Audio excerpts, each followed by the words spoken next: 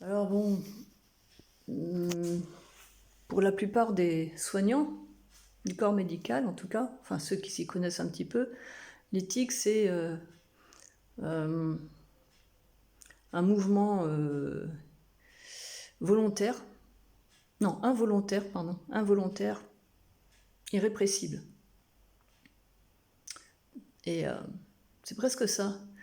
C'est pas involontaire du tout. C'est pas comme quand on a Parkinson où on a des mouvements tout le temps, des tremblements et tout ça qui sont en effet involontaires. Dans le syndrome de Gilles-Tourette, c'est pas complètement involontaire, mais en tout cas c'est irrépressible. Et donc on les fait volontairement parce que c'est irrépressible. Parce que si on les fait pas, on boue à l'intérieur. Donc à un moment donné, il faut que ça sorte, quoi. C'est un peu comme on bégaye du corps, quoi. C'est terrible.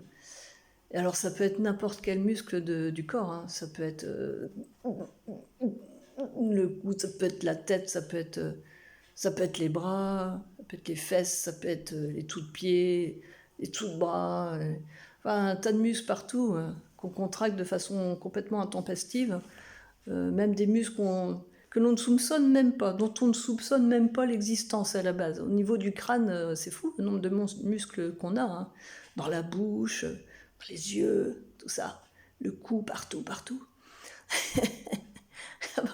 Alors, en anatomie, généralement, je pense que si quelqu'un qui a le syndrome de Gilles-Tourette fait des études d'anatomie, ce que j'ai fait, puisque je suis prof de culture physique à la base, donc des études d'anatomie j'en ai fait, on repère très vite.